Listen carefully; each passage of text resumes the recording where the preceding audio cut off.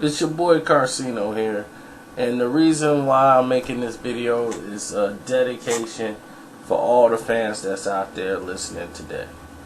And what I mean by that is you guys have stuck through me, with me, through everything. And through the website, Boxing Socialist, many years ago, Floyd Mayweather did give us an exclusive interview. About 3 years ago, actually, he sat down and gave us an exclusive interview. He retweeted a lot of our stuff. It's only when he came back did he start doing other stuff, and the reason why is because he was developing his own things that he wanted to do. We still got interviews and stuff, like bits and stuff with him, but Fight Hype is who he wanted to go with, and he didn't want to offend Ben Thompson and stuff like that, because Ben had been with him, since boxing talk and all that stuff. So that was not a problem. But yeah, we did have an exclusive interview, but you guys never got a chance to hear it on YouTube. It was on Rope-A-Dope Radio, the Blog Talk Radio show. So for the first time on my channel, my interview, I don't even have it on my own YouTube channel. So I think we need to rectify that. So yes, this is the old interview. I think this is right after Pacquiao got the controversial decision against Marquez in the third fight, the fight that we all knew that he lost. I did an interview with Floyd. I basically got a phone call saying, "Do you want to interview Floyd Mayweather?" That's exactly how the call went. Nothing was set to go. And Floyd even said, "Man, if you ain't set, we could do it tomorrow or something." I'm like, "I'm ready." An exclusive interview with Floyd Mayweather. I was driving in the car, going somewhere else. I wasn't even at home. And everything was like, "Do you want to interview Floyd?" I mean, what do you say? Not right now. You just say, "Yeah, let's go." Craziest situation ever. Everything was freestyle, and we made the interview happen. But on the radio show, if for some reason the audio, when they played it, I don't know how they replayed it on the show, or if somebody had it on their phone and tried to put the phone to the speaker, it didn't come out well. So I had to go back and clean up the audio so I could play it back for y'all. So this is the first time ever on my channel. This is the Mayweather interview. Most of y'all probably didn't hear. Some of the old heads did, the day one fans, but most of y'all probably didn't hear it. Anyway, here you go. Tell me how you like it. Basically, everything we've been listening to for the past couple of weeks, it's been Freddie Roach to Manny Pacquiao to Bob Arum. They're saying it's the drug testing. Is it the testing or is it Arum that's really holding up this fight from happening? No, hold on. I just feel that this was started. I'm not picking on just one individual. I feel I'm the face of boxing. I feel the best thing to do is for me to show the world that I didn't get to where I got to by doing nothing illegal. That's why I said for any guy that I faced, because so many different things going on in the sport. So much cheating is going on in the sport of boxing, and I'm here to clean the sport up. That's why. Like I said before, I'm where I'm at. From hard work and dedication. Just approaching fights like they should be approached. Just dedicating myself to my craft. As far as Bob Arum, when I was with Bob Arum, he said I was one of the best fights he had ever seen. Also, I leave him become my own boss. Now, I'm just coming to earth. That's how he feels. But everybody was out to their own opinion. Mm-hmm. In the sport of boxing, this goes back years and years where fighters can talk trash about one another, and then the fight happens, the best man wins, he goes this way, and the next man goes this way. Now I'm to a point where I can't even talk trash toward an opponent, because they say that they say that I'm tarnished I'm tarnishing his image. His image. And I'm hurting his image. And I just said, you know what I'm saying? I done it, you know. I basically done it and having fun. You know what I'm saying? Talking trash, having fun. But it's obvious that they took it to heart. It's obvious somebody must feel that there's some type of truth in what I was saying. And so, me myself, I mean, what better athlete to choose to say, you know what? I talk a lot of trash, you know, and I'm a clean athlete. You know what I'm saying? Because I know people in the past have had speculation about me because how can a guy have dominated the sport for so long and made good Hall of Fame fighters look like ordinary fighters? Like I said before, there's a difference between being talented and God gifted. I'm one of the God gifted individuals.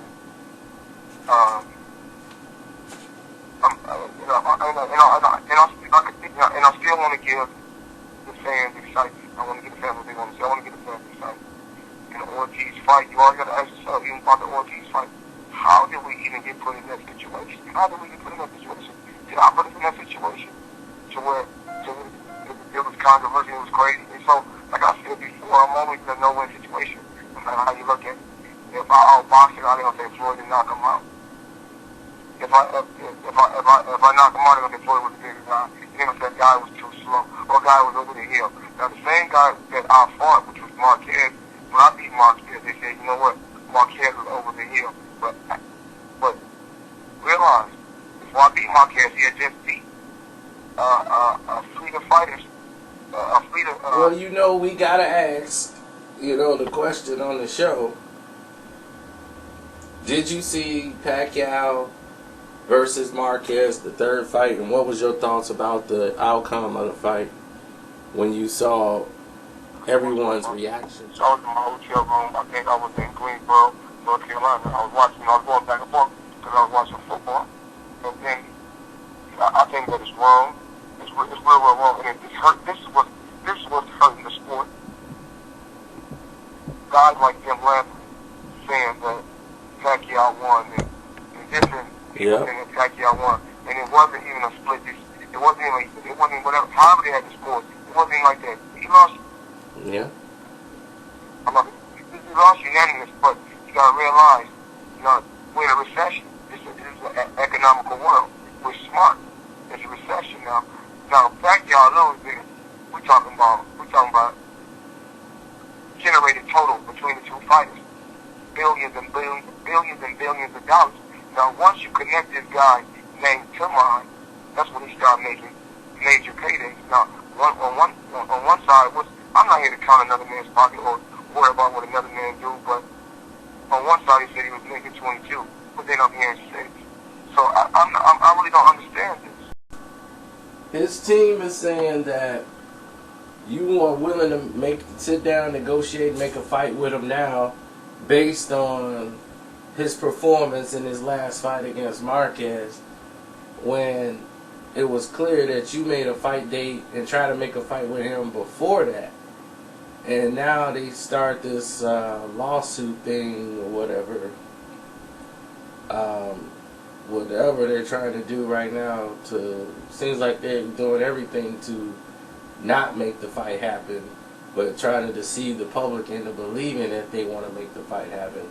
Now they're saying only because of Pacquiao's performance, now you want to come back to the table and make the... So I sometimes I ask myself this. You know, I'm going through a lawsuit right now with Manny Pacquiao, right? This is a guy who barely understands English. He really can't speak the English language. Okay? So, is it really Manny Pacquiao that's suing Floyd Mayweather? Or is it Bob Arum that's suing Floyd Mayweather? You know, from what I hear, I don't know, this is from what I hear. I'm not saying it's true or not. Bob Arum owes Manny Pacquiao a lot of money. So how he gonna approach it? How he gonna approach it? I'm gonna get money any way that I can. Let's go to Floyd Mayweather and try to get some money. Well, you know that's gonna be their reaction because they're not in a position to negotiate, and Arum don't like that at all. So he's gonna do anything he can because he's used to being the top dog in this negotiating situation. Anytime any opponent faces Floyd Mayweather on the A side, you know, like I said before, when you mention Manny Pacquiao, then you say that's the guy that's trying to get to fight Floyd Mayweather. When you mention Floyd Mayweather, you know what? That's the all-time great. He was the best. You're gonna hear a lot of different things, but when you mention Pacquiao, his name has to be connected. Anytime you say his name, it has to be connected to mine. You know, like I said before, I'm a crush for him. I'm his crushes. You know, I'm a crush for him to lean on.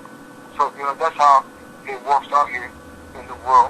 I mean, you know, we love trash talk, we love having fun, but I can't even say nothing. I mean, how can we even negotiate a fight if they're suing me? How can we negotiate a fight if you guys suing me? You know, like I said before, May is the date. I don't know if it's May 1st or May 5th, whatever. If you want, it's like this. If you're the best, take the test, like I said before. And it's obvious, you know, things are changing. And the fans and the people that knows boxing and around the sport of boxing can read through the line. Things is changing. You see how he fought the other night?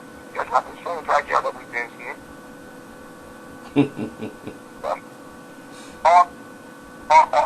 Off balance. Wow. Wild as you. Very, very wild. So a change is happening, and it's like something is happening. So, you know, I don't want to say, I can't really say what it really is, because if I do, once again, you know. I know you have to feel a little disrespected, though, at, like, some of these boxing critics and writers, how they just bypassed you, gave this guy fighter of the decade, and all these accolades. Like, what is your thoughts about, like, Manny Pacquiao getting all these crazy accolades that really is... I mean, you know, it's like, man, I dedicated, how can you possibly knock a fighter who dedicated his whole life to the sport? And I dedicated my whole life to the sport of boxing. I gave him what they wanted to see. Everything they said a fighter couldn't done, I've done. When I beat Angel and Frick, I didn't take the IBF. Okay, when I beat Shane Mosley, I didn't take the WBA. So I won. I officially been world champion. You know, if I was taking those drugs, I'm 10-time world champion, to be honest. But not.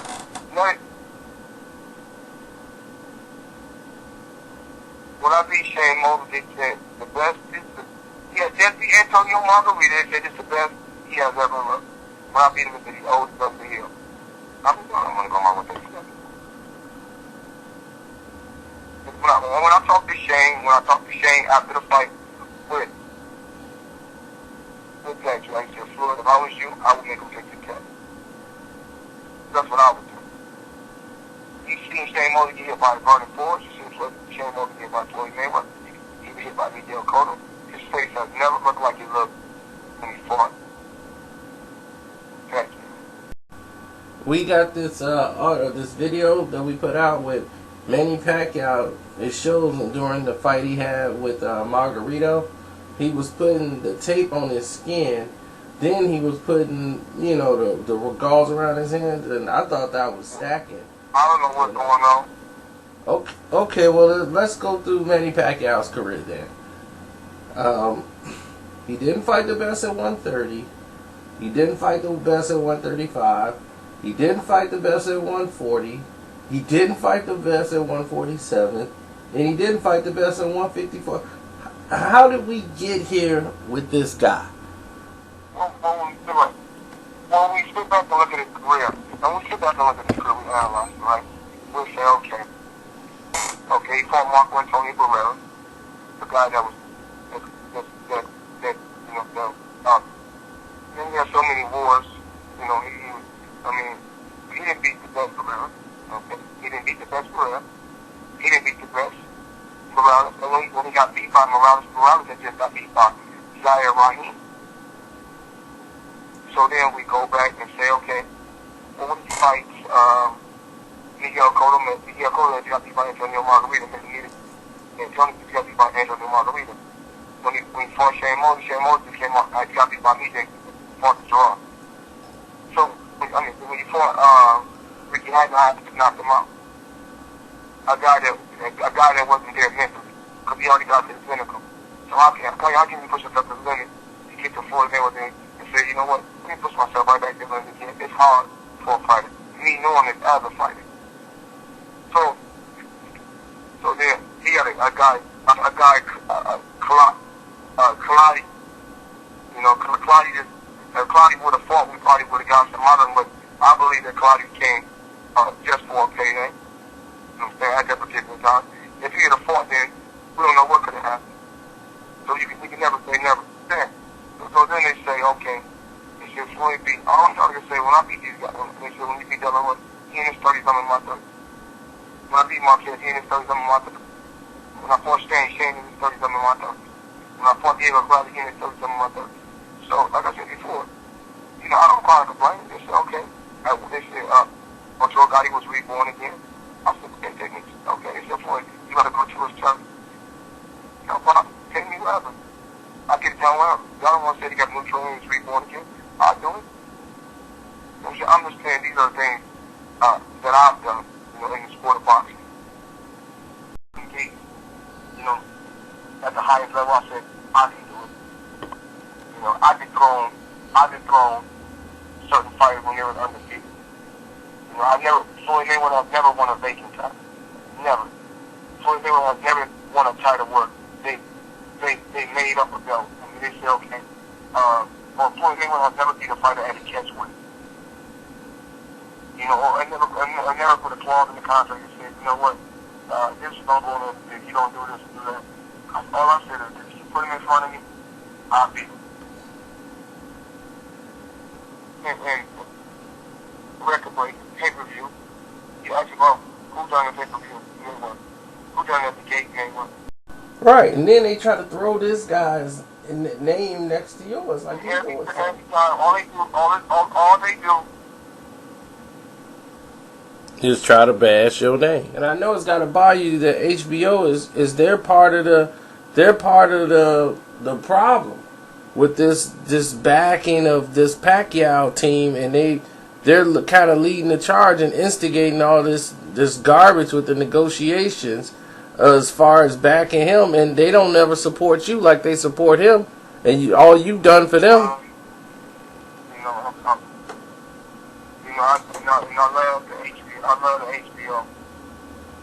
I love the HBO staff. You know, I never had anything against no one over at HBO. You know, if something is not right, I make a call, and the best thing for us to do, and the best thing that we always deal with, make it right. But, you know, how can you, and the thing is this, you know, how can you call, you know, when you call a trainer, when you say certain things about a trainer, like, you say, oh, this trainer is the best trainer, this trainer is this, and this trainer is that. You know, when every trainer that I faced that they say was a good trainer, I beat it. You know, if the man line won a line, that was online. I think they penalized Roger because he only got like you and I think maybe one other fighter that he may train. Roger Mayweather got one fighter. That's it. Yeah, I know. I'm just saying they Roger Mayweather got one. I'm saying when you think about it. Like I said before, they gave him fighter of the decade, but he got beat in that decade and he had a draw. But Aaron saying that they made you an offer, $65 million upward to $100 million. They got this place they want to build, facility in Vegas, and they want to get it made there. All the Roman people were hearing about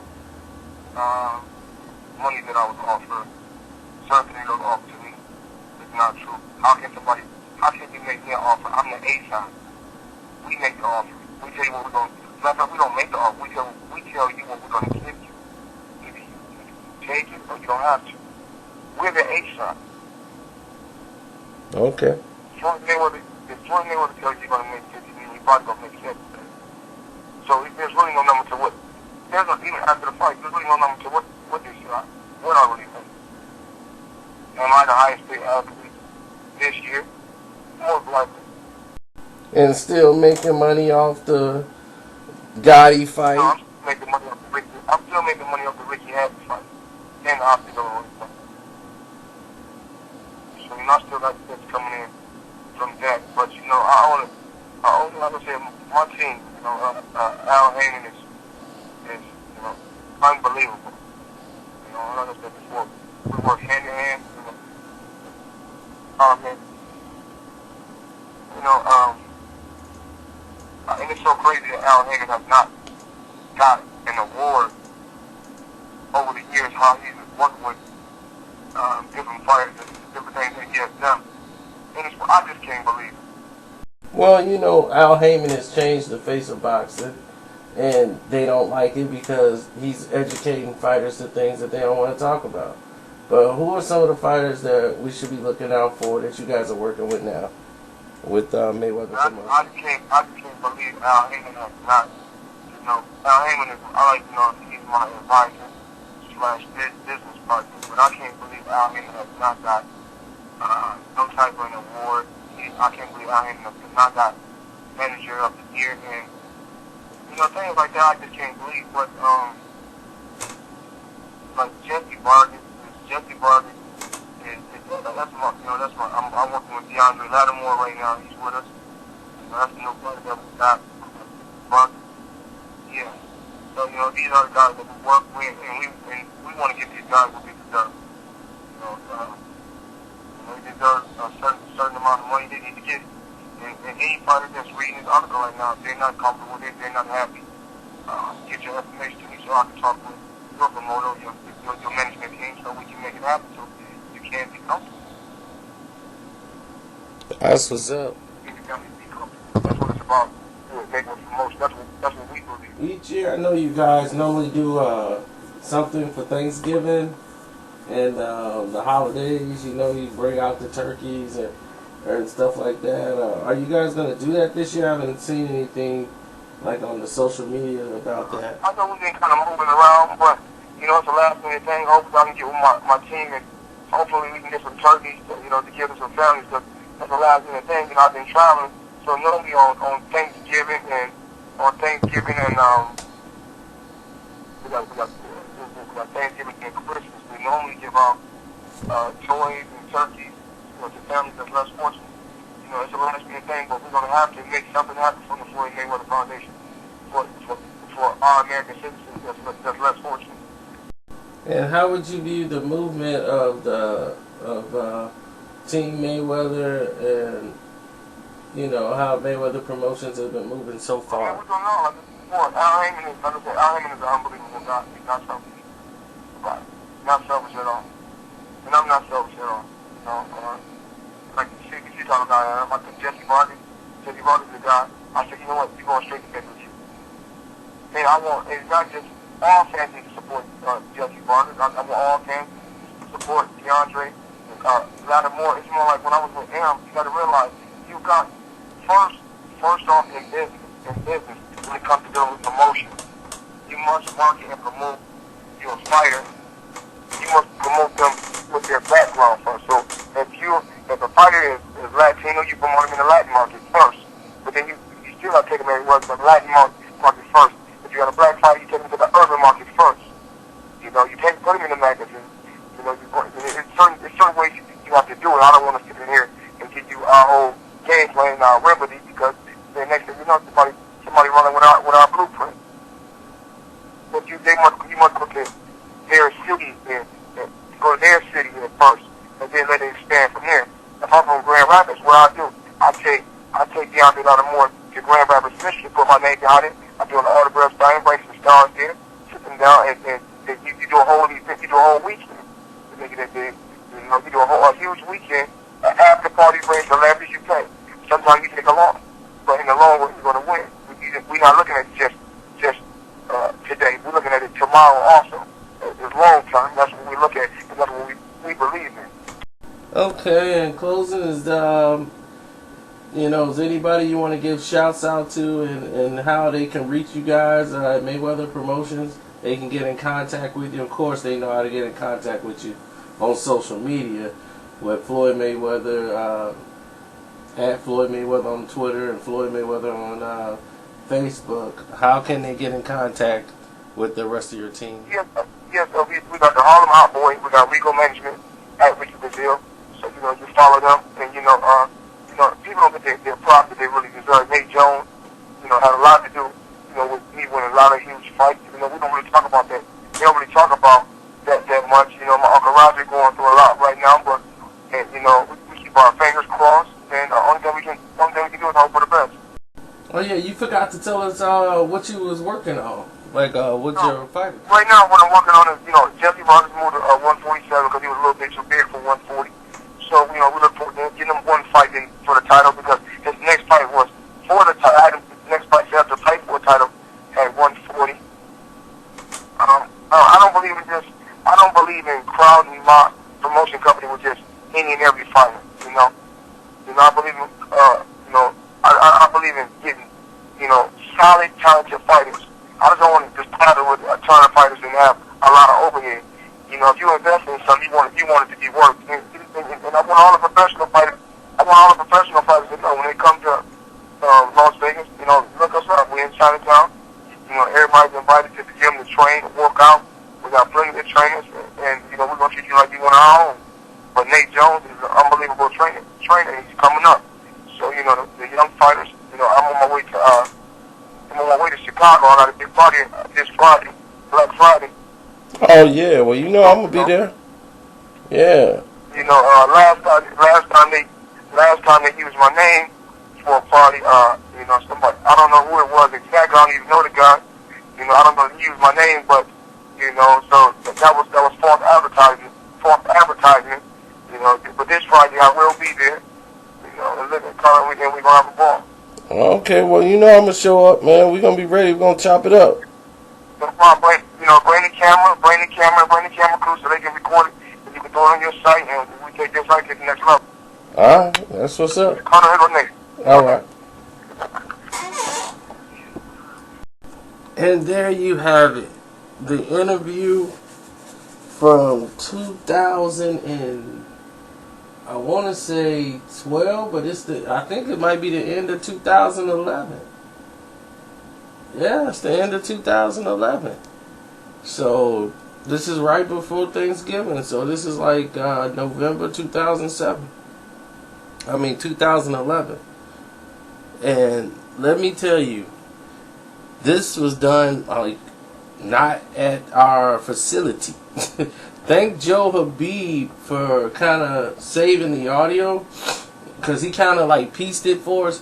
This was done in pieces. It wasn't done in a one take, because it was done on the old phone. You can only do 5 minutes and 5 minutes and 5 minutes. So that's a headache. Imagine trying to do all that chopping. Anybody ever done editing before? You guess how long it took me to put this together. Because the audio on one end is not as good as the other audio. Some is low, some is high. Believe me, you're hearing it in the best quality anybody has heard it. It went out to thousands of people on the show back in 2011. And they didn't have remotely close to this quality when it was playing on the show. And I'm listening to it on the show how is it this low? It's like you could barely hear him. I'm like, this went wrong. After all the hours we spent putting it together, and B was putting it together. And then I had to redo my audio pieces because the volume on my end was so bad. But his was perfect. But mine was bad. And I'm like, oh. So, trust me. I felt like I was making a movie. With no assistance. So, this was all done for y'all, so y'all can have it as reference and be able to enjoy it. For all the new fans who just walking into it, enjoy. It's your boy Karceno. I'm going to sleep.